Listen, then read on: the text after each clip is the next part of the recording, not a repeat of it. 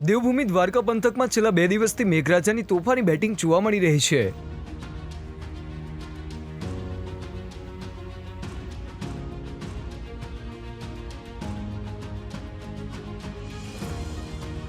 ગઈકાલ 14 ઇંચ વરસાદ ખાબક્યા બાદ આજ સવારે પણ મેઘરાજાએ ફરી ધડબડાટી બોલાવતા સવારે 3 કલાકના સમયગાળામાં વધુ 4 ઇંચ જેટલો વરસાદ વરસ્યો હતો।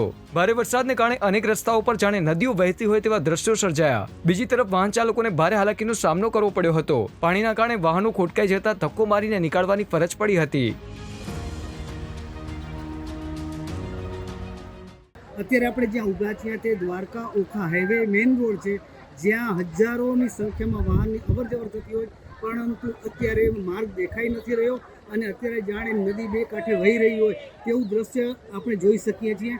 પરિસ્થિતિને કાબૂમાં લેવા માટે તંત્ર પણ દોડતું થયું હતું। શિક્ષણ વિભાગ દ્વારા આજરોજ તમામ સ્કૂલોમાં રજા જાહેર કરવામાં આવી હતી। દ્વારકા તાલુકાને બાદ કરતા જિલ્લાના અન્ય 3 તાલુકાઓ ખંભાળિયા, કલ્યાણપુરા અને ભાણવડમાં મહદઅંશે મેઘરાજાએ વિરામ લીધો છે। જુદા જુદા વિસ્તારમાં છૂટાછવાયા હળવા વરસાદી ઝાપટા પડી રહ્યા છે। સુભાષસિંહ, દિવ્ય ભાસ્કર, દ્વારકા।